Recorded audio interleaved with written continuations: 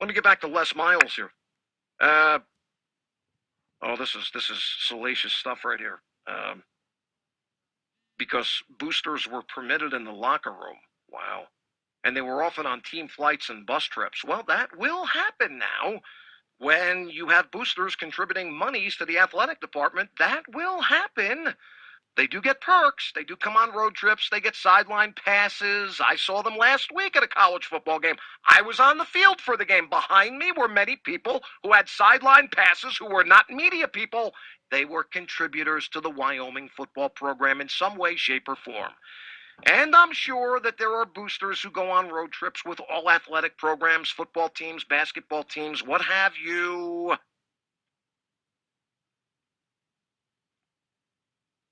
Here's what I don't understand. You would think that the Cowboys' victory over the arch-rival Sooners back in 2001 kept the Sooners from a shot at the BCS title game that year. In the locker room after the game, boosters, according to the authors of the story, approached key players and slipped cash into their hands. We're talking about $500 handshakes, says safety Feth Carter, who played with the OSU program from 2000 to 2003, who observed others accepting such payments. And you know how sometimes with different programs, the players will walk from the locker room to the stadium, and they go down a path with the fans are on both sides and cheering them and so on and so forth. Well, you think a lot of people are taking pictures of this kind of stuff, right? I mean, how many people got their camera phones out? They do this every week. Take pictures of the team as it's coming into the stadium. So in one paragraph here, it says that multiple players say it was common for some boosters to walk down the aisle of the team plane or the team bus and distribute cash-filled envelopes to the best players. Now, here you go. One of the players says they were handed as much as $100 by adoring boosters as they walked from the student union to the stadium on game days. We would get into the locker room and guys would say, I got one of those handshakes. Now, don't you think that somebody would have taken a picture of this? Don't you think there would be some proof of this somewhere? That as these guys walk down this pathway, people are extending their hands with envelopes with money, you would think, inside the envelopes. What an atrocious report. Listen, I hope Sports Illustrated gets sued. And if not Sports Illustrated faces any litigation, I hope these two writers who put this thing together face litigation. Another paragraph in the piece says, and this was a boring piece, there was nothing substantial in here. The credibility is lacking severely. And it was just a boring piece. I mean, what are you telling me here? A football program paid their players? Okay, what's the big news? That's been going on for 4 or 5 decades now. In one paragraph, a player here says he went to Les Miles when Miles, the Mad Hatter, was at OSU. Told him he needed a car to get to his classes, needed a vehicle. Yes, ladies and gentlemen, the players are oftentimes given vehicles to shoo themselves around, town and between classes and stuff like that. That might come as a shock to so many of you, but it does happen. Now, anyway, this player says that Les Miles replied by saying, quote, I can lead you to where you can get some help.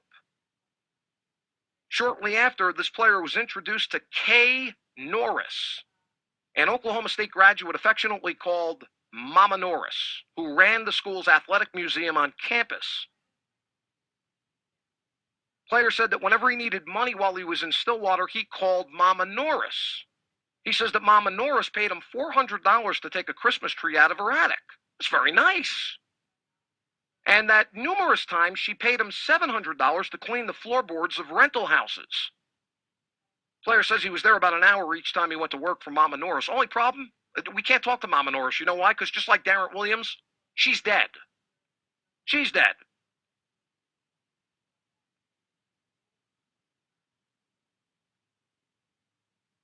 And so a check today of the News Press newspaper in Stillwater, Oklahoma, which is the newspaper that covers the Cowboys program there, the OSU Cowboys program.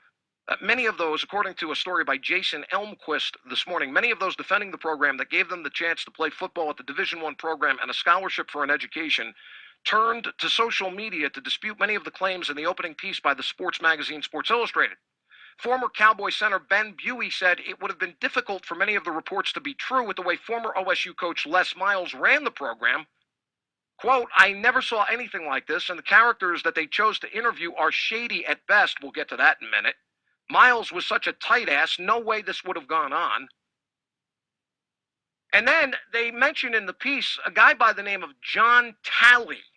John Talley, who apparently gave jobs to players where there was no work to be done but money to be had, and speaking engagements that he had players make. It's currently against NCAA rules for anyone to pay players. The local Rotary can't have, college player come down, speak, and then pay them for doing so. And this guy, John Talley's been skewered in this piece. Jamie Blatnick, according to the piece in today's Stillwater newspaper, the News Press, story by Jason Elmquist, and Jamie Blatnick, it says here, who was on the Stillwater campus from 2007 to 2011, disputed SI's claim that John Talley, an area director of Fellowship of Christian Athletes, paid players for not working on his ranch. Quote, I worked for John Talley for 4 years, and he's the most honest man I've been blessed to work with, true blue-collar, hardworking Christian man. He wasn't the only former player to back the FCA director, John Talley. Andrew McGee tweeted, quote, John Talley did nothing but good in the community, and he did it the right way. And SI is allowing these fools to throw dirt on his name? Stillwater High graduate and former OSU quarterback Josh Fields, who was one of the players implicated in the allegations surrounding players receiving money, refuted the claims when speaking with the Oklahoma City radio and television stations. Quote, this is Josh Fields. In my time at Oklahoma State, I had a great experience and received no money during my time there, nor did I witness anyone receiving any money, or benefits for that matter, while I was there. This was in an interview he did with KOCO, Channel 5 in Oklahoma City. To see the allegations in general was a shock, and then obviously when you wake up and you see your name in there, well, it becomes a little bit of a bigger shock. Oh, and you remember Brad Gertman, featured prominently in the piece. Oh my goodness, this is a mess. Yeah, Gertman says this and Gertman says that.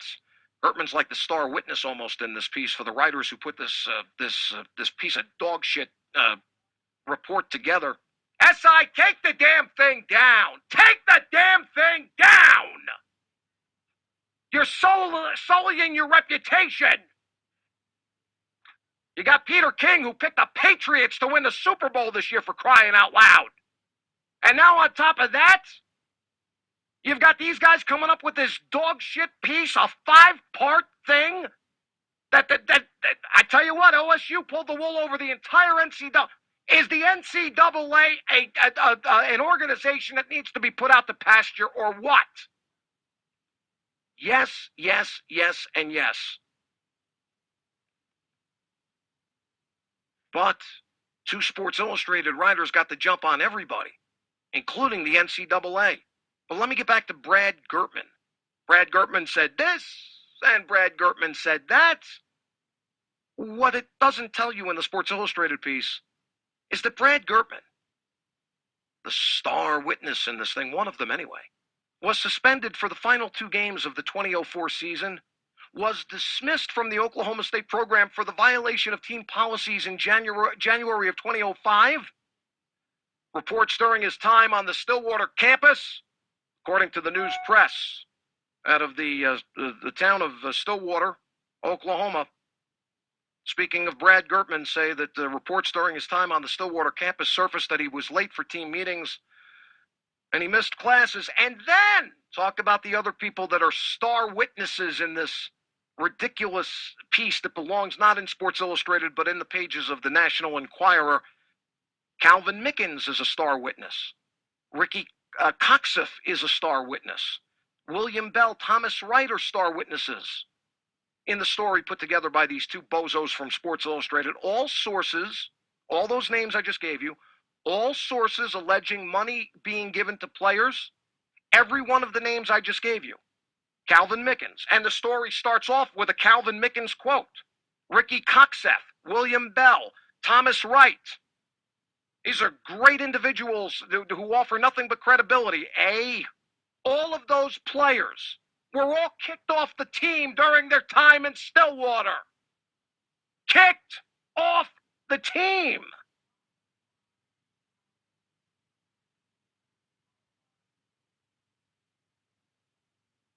Mickens is, the story starts with Mickens. He's the lead source for the story. Mickens was dismissed from the program in 2008. This is laughable. Mickens is dismissed from the program in 2008 after being charged with drug possession.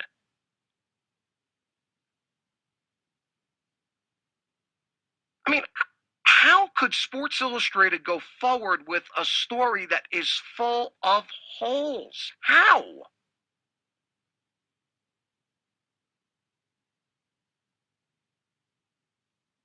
Look, I happen to like Sports Illustrated. It is the preeminent weekly sports magazine in the country. Hell, it might be the only weekly sports magazine in the country. But I got to tell you, their journalistic standards for something like this. I mean, did they vet the sources of this at all? In other words, did the editors at Sports Illustrated, when this story was turned in, I mean, where is it?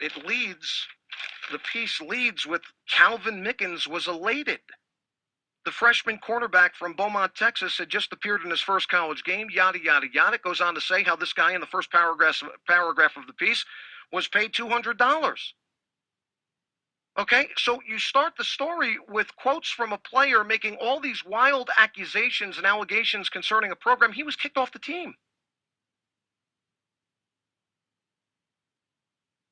How do you go forward with such a story with people whose credibility is not to be found anywhere?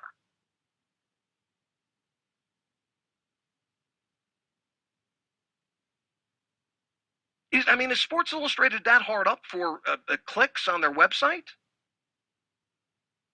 I mean, they spent 10 months with an undercover investigation, apparently, of a university, and then they put this piece out, and it generates all of this interest, of course, because people love this kind of stuff, just so they can get some elevated internet traffic in the last 24, 48 hours. Let me tell you something. Sports Illustrated needs to yank this thing right now. I mean, I can't wait to listen. If part 2 goes up today, I can't wait to see what part 2's got to say after part 1 was an absolute abomination. You better have some, if you're going to go forward with this, if you're Sports